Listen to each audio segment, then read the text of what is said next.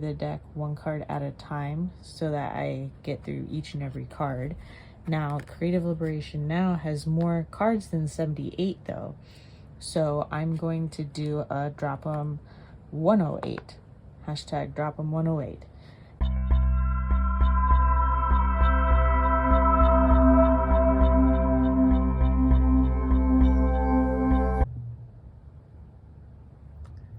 Hello there, Melinda Joy, Crossroads Storyteller here with an update regarding my deep dive into the Creative Liberation Now deck. I will be pulling at least one card from the Creative Liberation Now deck a day until I successfully publish it on a wider scale. And if you want the longer story, you can check out my beginnings video somewhere around here. And if you haven't already, like and subscribe to support this project of mine somewhere down here. And as always, the sign up for the printing waitlist is in the link below, and it's in the video description notes. So today I plan to report on my life and my practice over the last month, update you on my reading and deck usage, take a closer look at the Creative Liberation Now cards that I pulled this last month, and lastly, talk about my plans for the next month and extended future. And all references will be in the video description notes in the order in which I mentioned them, so that you have everything you could possibly need. So, my life and practice. So last month, my plan was to explore Tarot of the Crone with Creative Liberation Now. And this was not like a super well thought out plan. It was like inner desire, urge, feeling kind of decision. And the Tarot of the Crone is created by Lorenzi-Prince, if you weren't aware. And as I spoke about before, this was the deck that was like the primary deck. I had a mini Thoth, and I had a mini RWS, Rider-Waite-Smith, and I had like some Celtic shape-shifting deck that was like not helpful at all. I remember it consistently being like, someone around you is being deceptive, and I was living in like collective collaborative community. It was a little bit of a mind fuck. Okay, so I stopped using it, and this was the deck I used, and it felt really sweet to explore it with the Creative Liberation Now, because when I was using the Tarot of the Crone was when Creative Liberation Now was being created. And so yeah, it was fun for me to use. Like the Tarot of the Crone interacted nicely with the Creative Liberation Now. Like, I pulled the Moon card from Creative Liberation Now on one day, and then the next day I pulled the Moon in the Tarot of the Crone.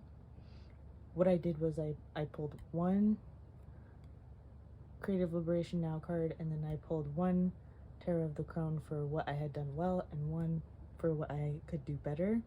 And so the day after I got the Moon card here, I got the Moon card here, and that was sweet. This is not a perfect pair by any means. It was mostly fit well because it fit well within my own personal story and not because of like the way they look or even their content, really. In that sense, I mean like what's being talked about in their guidebooks. But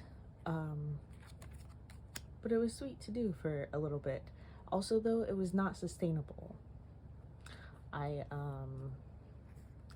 ran out of the spoons to pull 3 cards a day and to think about how it was connected to my day and things like that. So what I ended up doing, so part of the reason why I sort of ran out of steam and spoons and all of those things is because my family came to visit, and I love my family.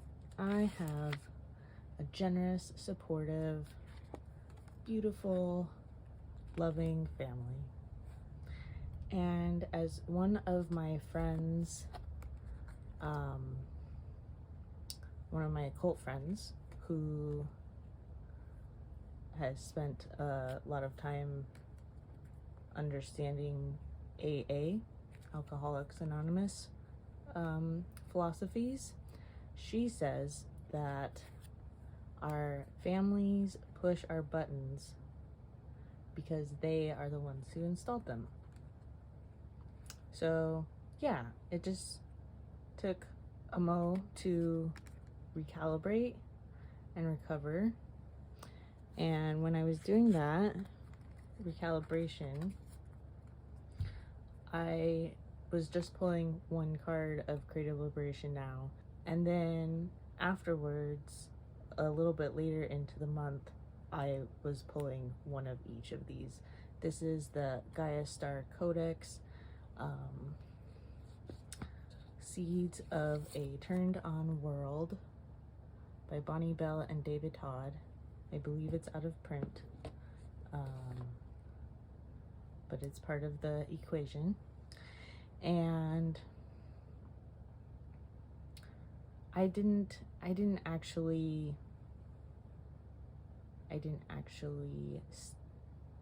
do very much deck study or contemplation or anything like that. I was mostly just trying to keep up with the promise I made to pull one card every day, at least one card. What is interesting was that, first, before I move on, I want to take a moment to share something I learned as a first-time parent with my firstborn. And my midwife told me that oftentimes everyone, not just newborns, everyone will sort of break down before they build up. And by that, she meant that just the way humans and lots of animals learn is we sort of grasp a new concept or grasp a new practice or skill or something like that, and then we sort of forget a little bit of everything.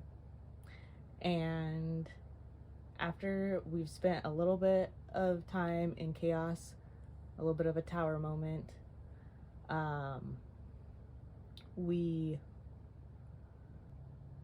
like a gentle tower moment, we have a sort of click moment. And then not only does the new skill click, but all of the other skills that we had previously learned that we sort of dropped off for a moment, click also. And so I think that's what happened this month, was I had a breakdown month. So what's so cool about the way I went into this process is that I decided to only pull one card a day from this Creative Liberation Now deck. And in limiting my structure initially, it gave me time to sort of play around and explore and discover not only some bits and pieces of Creative Liberation Now, but also collect some bits and pieces about how I work right now in this point in time, and how, like, what kind of capacity I have to continue working. And so, yes, I feel like I've learned a lot, even though I don't feel like I've done very much this month. Okay.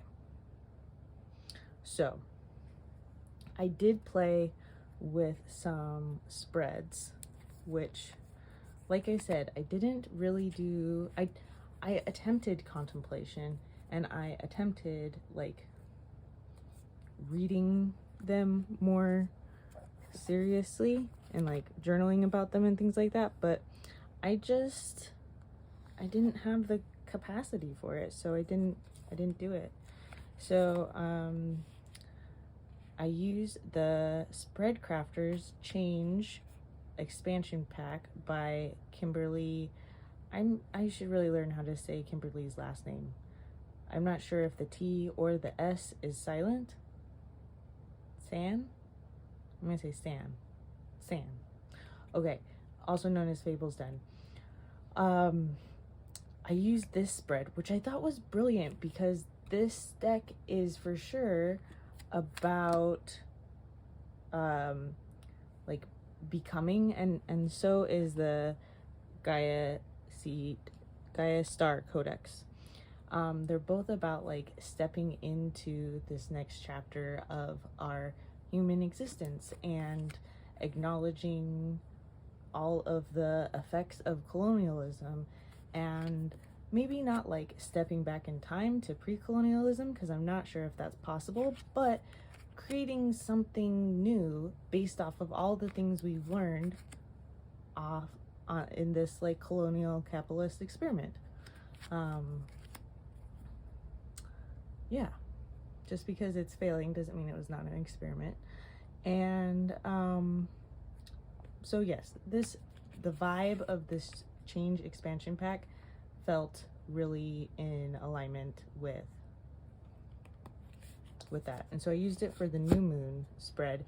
And what I did was I pulled 3 cards from the expansion pack, and because there's 3 sections, 3 categories within the Spread Crafters Change Edition, and so I pulled 1 from each category, and then I pulled 1 card from the Creative Liberation Now deck and 1 card from the Narrative Alchemy Tarot for each of those 3, and then I pulled 1 card from the GaiaStar Codex as, like, an added bonus extra info kind of thing, and it felt really good.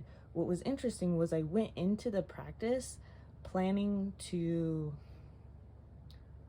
do several things and try out several different options, and instead I felt compelled to change my plan mid-plan and do the plan that I did. So then it didn't feel important to do any of the other options because they all felt like silly or just, like, unimportant after I found this one that, like, had to come through.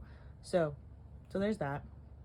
Then the other thing is, I'll probably talk about this more later, because I would like to do decks I got for my birthday video, and this is one of them, and it's not a tarot deck or an oracle deck. It's a storytelling card game, but I am enjoying exploring it as a divination tool, and so I pulled some cards for this, and it was super fun. I used Janaki's spread from Coleman's spread book, volume 1.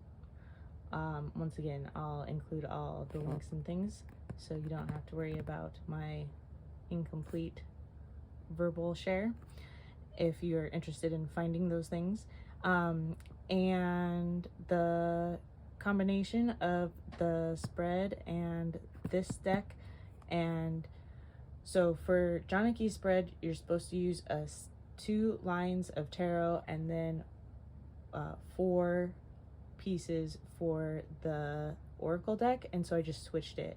I used this as the main 2 lines, and I used Creative Liberation now for the 4 sides. And so it was super cool. I really enjoyed it. It actually really inspired exploration into the Lenormand style, and we'll see if I have time in my brain and day-to-day experience to explore that more seriously. Who knows? No, I like to dabble in everything. So those were the decks I used for my playing with extra spreads, and that was my recap on my practice and my what's the other thing called? Life. I don't think I said, but the Once Upon a Time story reading that I did was for my full moon day. And the other thing that was part of my life practice was I found a notebook to include tarot notes in. And what's cool about this notebook is that initially it was an herbalism notebook that I was collecting information for the collective community I've been talking about. And if you don't know what I'm talking about, you can find that beginnings video that I mentioned before. And I was attending classes and doing my own research, and this is where I put that info. It's also, the reason why it's out is because it's where I decided to start writing my letters to my firstborn. I'm doing a thing where I write to her future self from my current self, so that sometime in the future she has a reminder that I loved her dearly the whole time.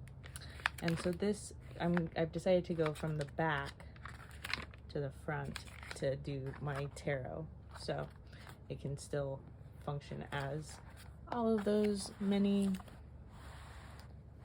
jobs. So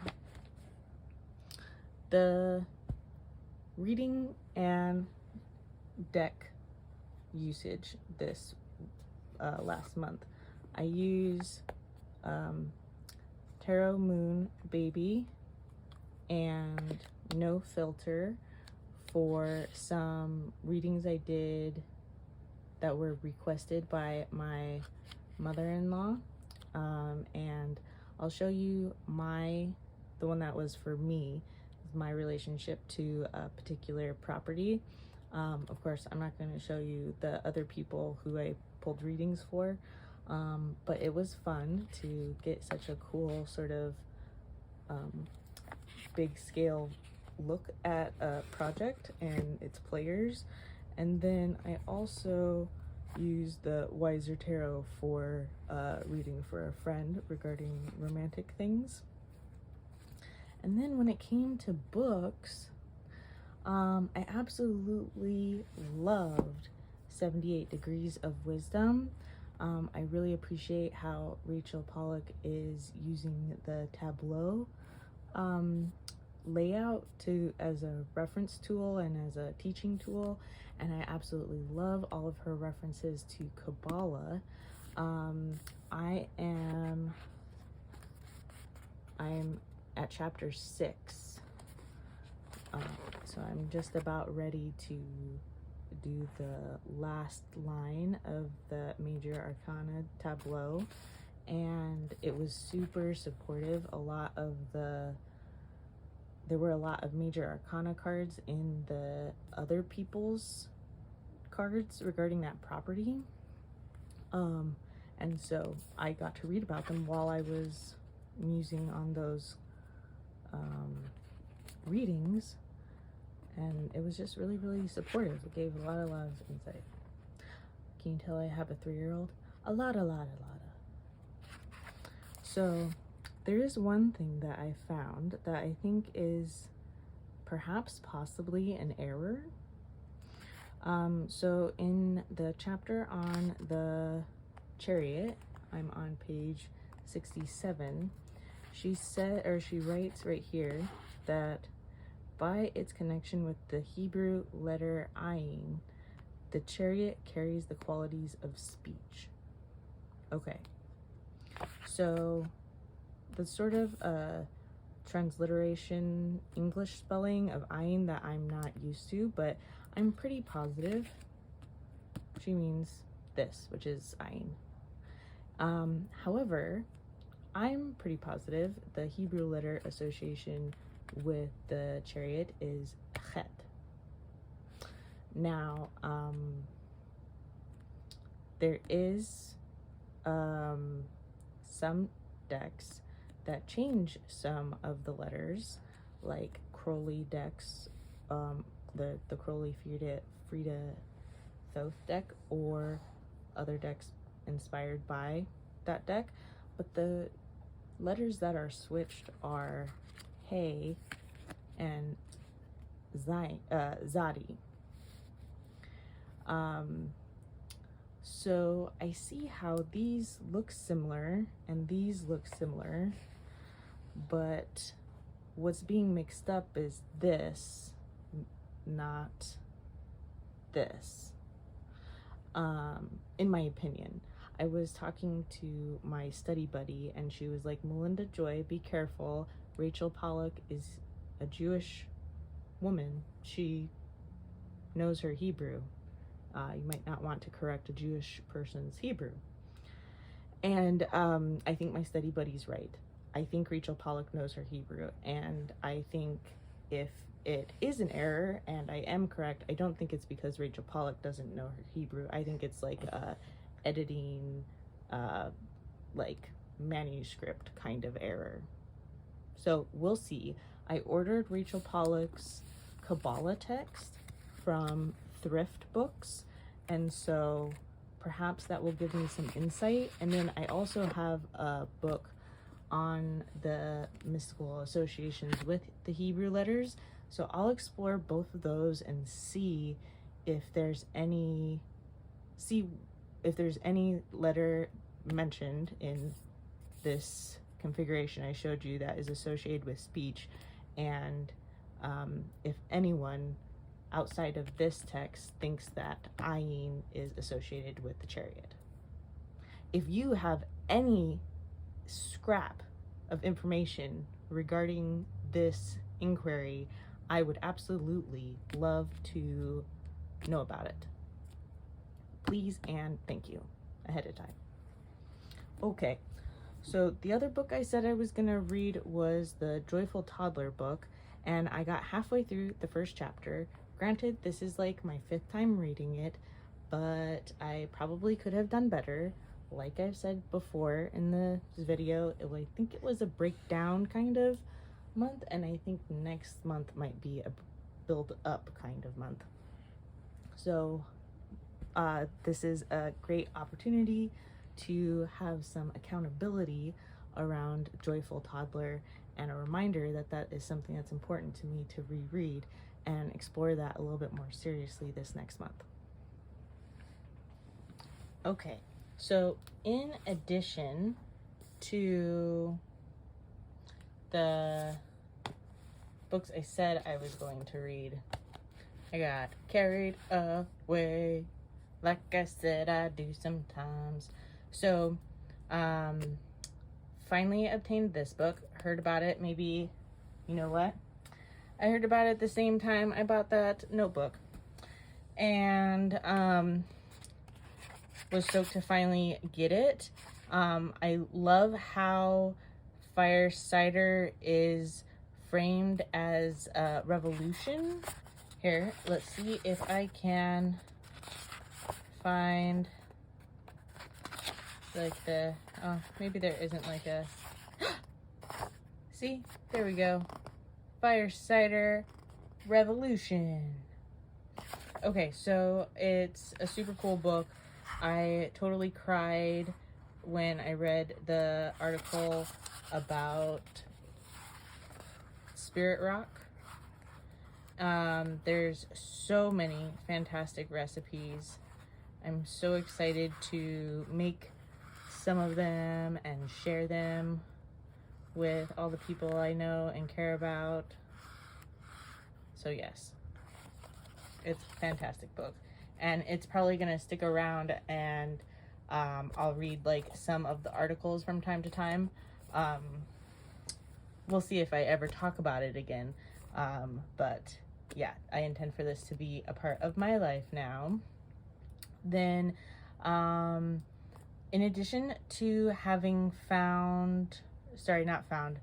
being gifted the Once Upon a Time, I asked my mom to go find my high school playing card collection. And so she brought that up with her the same time she visited for the three-year-old's birthday party. And I did a video recording of my unboxing of them, and of course now I'm super inspired to explore playing cards, and so I could not help myself but start reading Camelia's Read Like the Devil book for playing cards. It's the third in her series, and I can get it from my library via my phone, so I don't have to go anywhere, I don't have to buy anything, and so I could not help myself, and I started reading that book. I don't know if it will stick around, if I'll have capacity to continue those studies, or if it will have to be added to the list of things I would love to study. And then I finally understood why the first essay in here was so incredibly powerful. It's the I don't own this deck. It's a freebie that someone gave me when I bought a deck. So now it's a bookmark. Shout out to A Riffle in Time. Love everything I've purchased from her. And so The Woman Who Didn't Come Back is about how women used to be ritually reborn, but then someone dropped off the habit and now they just die like everyone else.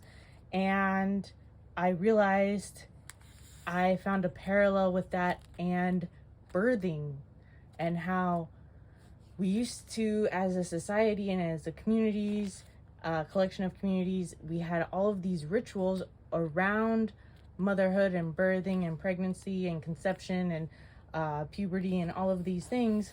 And they helped the rebirthing, they helped the initiation of the experience. But now we don't have any of those rituals. And do the women come back is the question. So since I finally grokked that, I figured out what part of my psyche it was sticking to and marinating with, I started reading the Beatrix Gates. Now this is the biggest, heftiest essay in this book. It's the one it's named after, and it is a little bit complicated. It's just like sort of like reading in code, because it's a different world, but you're not introduced to the world, you're just in the world. I mean, that's false. There's like a history of the world, but they're not like explaining terms or anything. And by they, I mean she, Rachel Pollack. Anyways, it's a great narrative.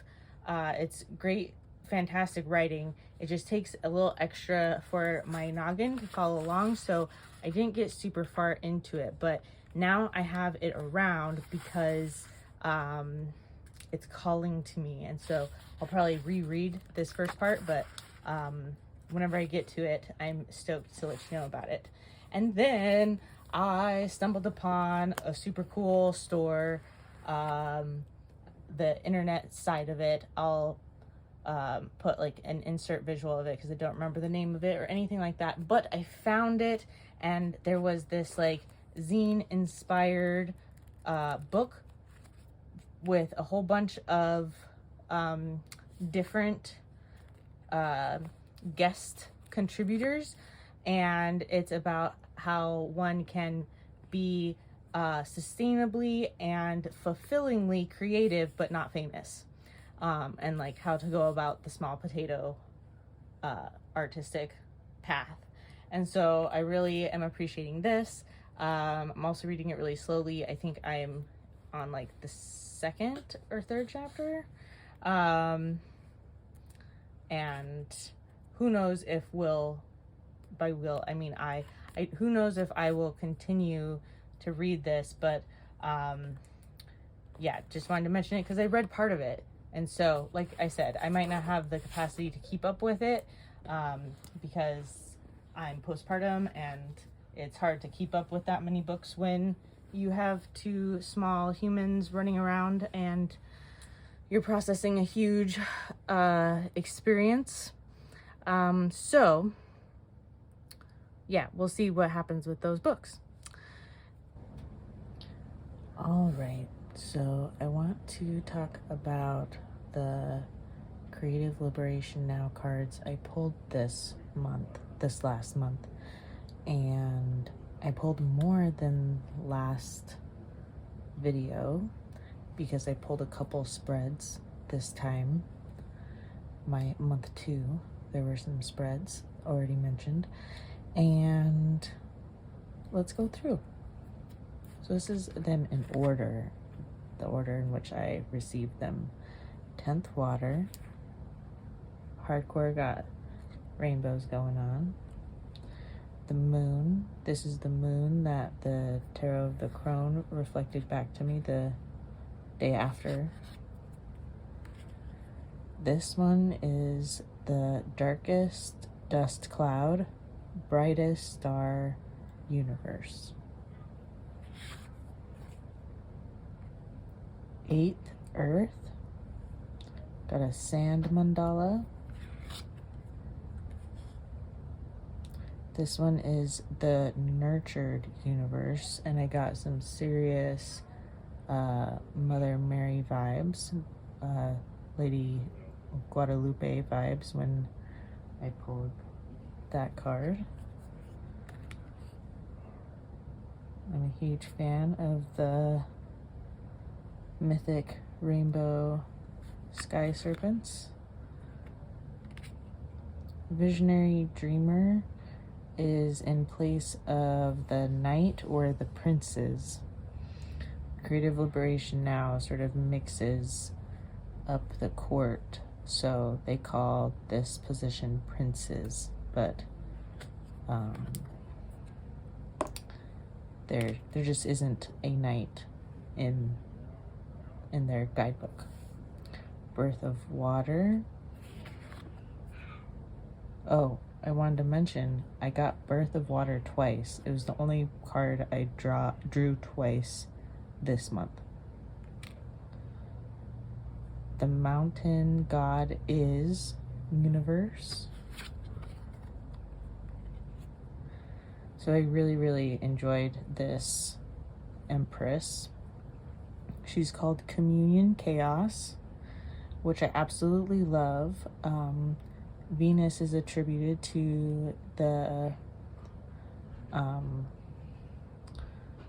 Empress card, and I just absolutely adore how this feminine face is part beautiful, part monstrous.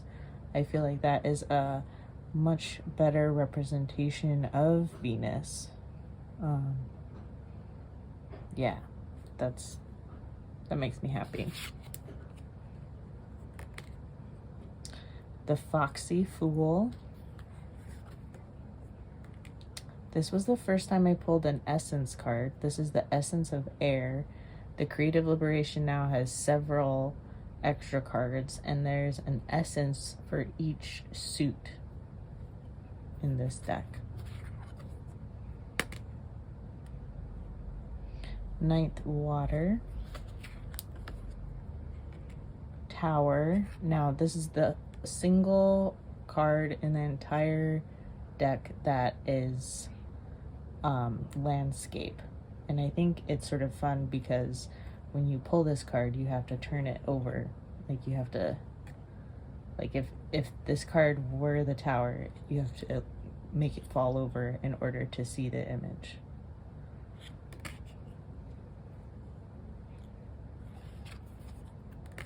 Third, fire. Builder, organizer of water. This is the in place of the queens, and in Creative Liberation now courts, the queens are in the place of most mastery. Second, air. I love how this second air, instead of being crossed, is super open. This is the prideful guest house, fool. 10th, earth.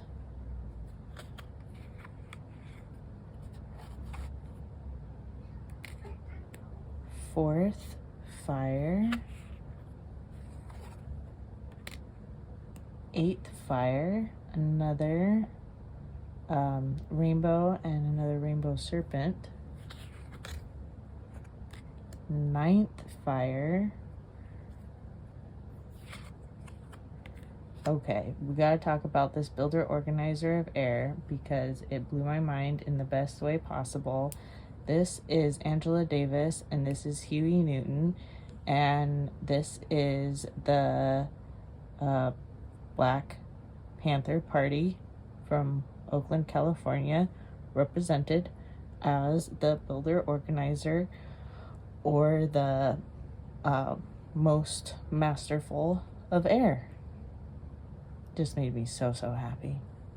I also like that their afros are clouds. 9th, earth. Feeler, healer of earth. 3rd, air. Essence of the multiverse. This was the second essence card I got. So I told you that the essences, there's an essence for each suit, and so there's an essence for fire, water, air, earth, and then the major arcana, there's 2 essence cards for the major arcana, one for the fools and one for the multiverses, because there's extra fools and multiverses for each of those. The No Place Like Home, fool. The alchemist, activist of air. This is in the place of the king of air. Visionary dreamer of air. Once again, that's a prince. If you're working with the RWS, that would be a knight. So this this card was fun because last month, like the first month of pulling cards, I received the multiverse that parallels this fool. This is the scaling fool, and the universe that's associated with it is the weightless universe. And so it was cool to have the new beginning represented this month. And then I asked, because I knew I wanted to start doing something a little bit different after this last day of this second month of working on my Creative Liberation Now deck deep dive. And so I asked the deck if there's anything I needed to know about this last chapter. And this is the most merciful universe, which I felt really sweet about.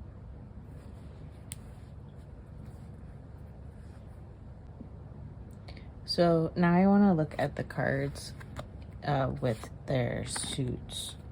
So I pulled 4 fire cards, a 3rd, 4th, 8th, 9th.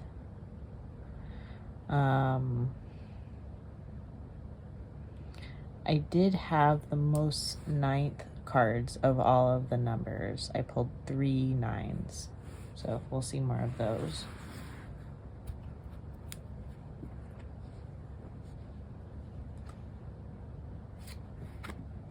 We have water, and I pulled significantly more water than I did the month before this one. And we've got, and these are Birth of Water, which I pulled twice, like I said. So it's sort of like I pulled that, so 1, 2, 3, 4, 5, actually 6, because also pulled, yeah, just pulled that twice. So then we've got a lot of court cards. We got 2 court cards. 9th, 10th. Here's the other 9th card I was talking about. And then we got the Queen, or Builder, Organizer, and Prince, or Visionary Dreamer.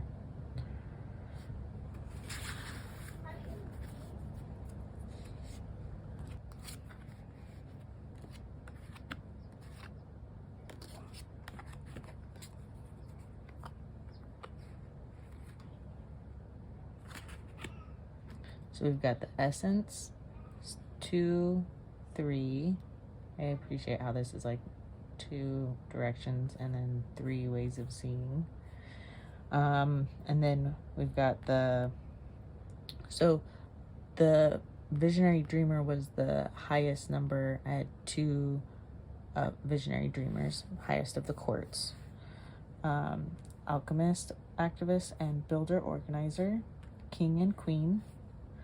This is in the order of mastery, right? So the Queen is above the King. I'm not trying to belabor a point, just trying to help those of you who struggle with rearranged courts. Okay, so here's our 3rd 9. So what was interesting this month was that I pulled 2 aces, 2 seconds, 3rds, 4ths, and then the center of the pips cards was empty, and then I pulled 8s, 9s, and 10s. So this is sort of like a good example of that. We got 8s, 9s, and 10s, and then a second.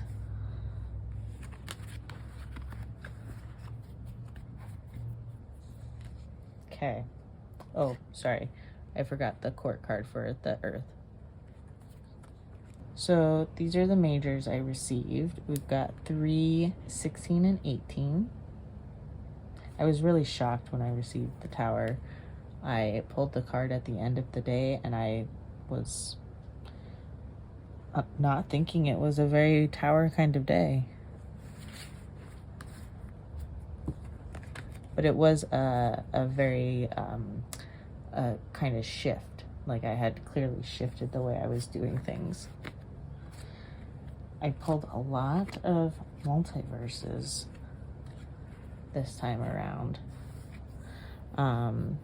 2 more than last month.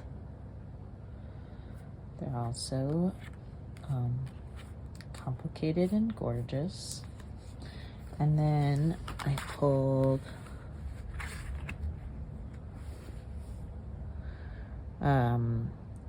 more Fools than last time also. 2 more Fools than last time.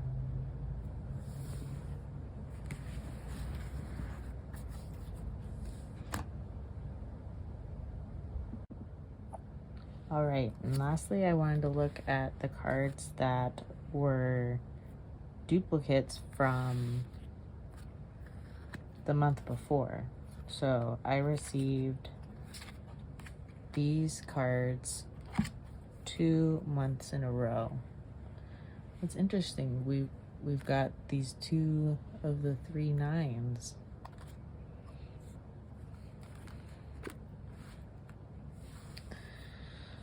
Oh, and what is significant is this one I received twice in my first month. So that makes a total of 3 times I've pulled the Visionary Dreamer of Air. Which I think makes sense because I'm envisioning what I'm doing with social media and this YouTube project and publishing this deck and really reconstructing how I see myself and my world and everything. So it makes sense that I would be doing some sort of mental imagining and sort of like casting out ideas of like potential futures. This Fool I think is significant because this Fool is about like receiving and honoring and being prideful about all of your different parts and like loving all of oneself.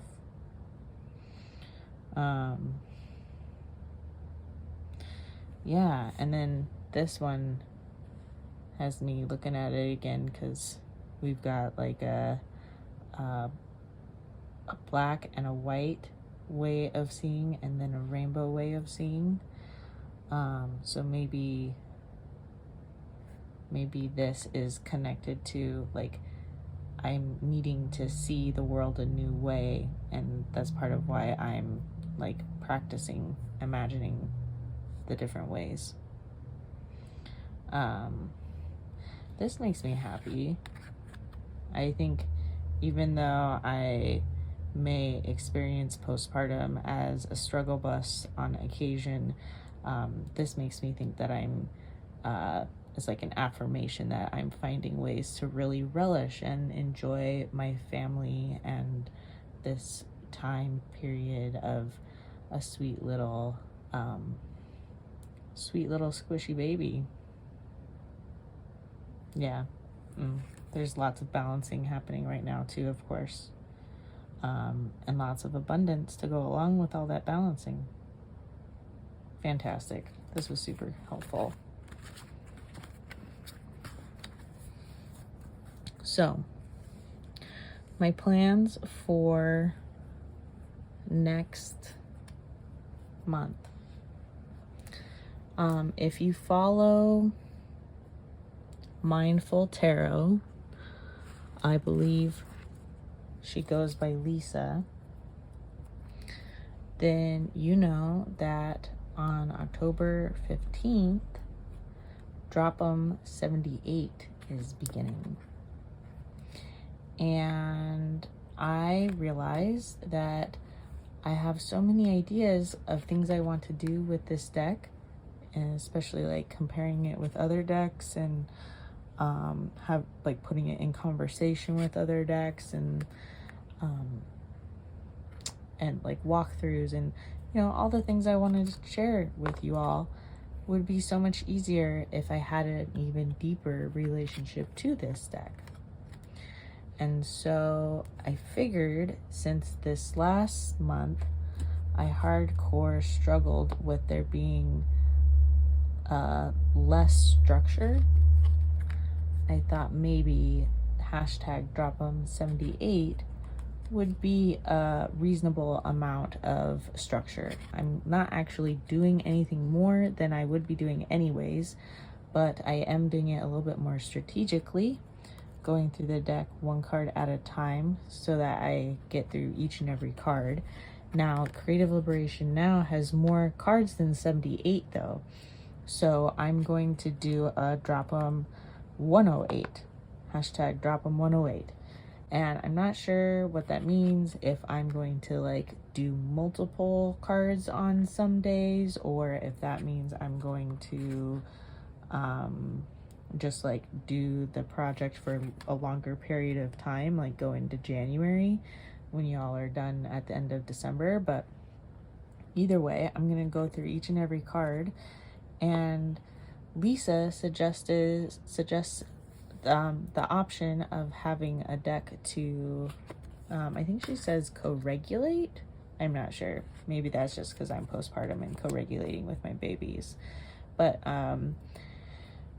deck to help inform the other deck, and you know, she goes into the idea in a much more complex way with much more opportunities to make it your own. But the way I'm making it my own is I'm using the GaiaStar Codex, and I'm pulling a card at random from the GaiaStar Codex, even though I'm pulling cards from Creative Liberation Now on really intentional, like going through it just how Lisa has us going through it.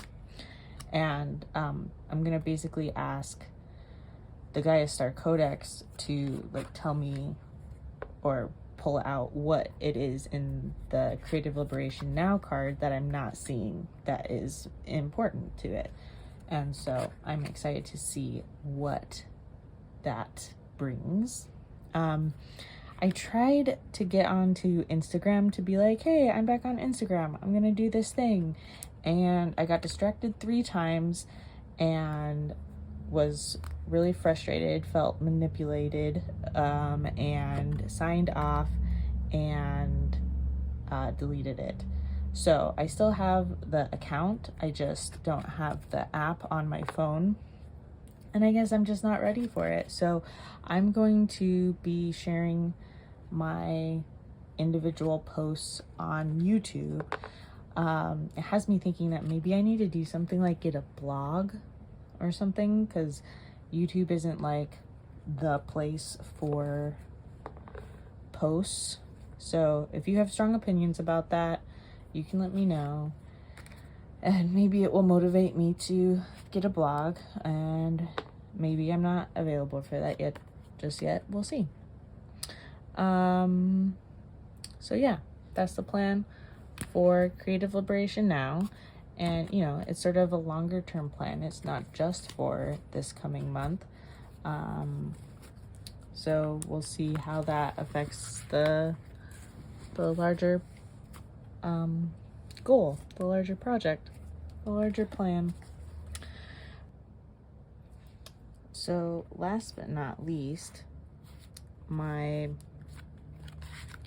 plans going forward regarding videos is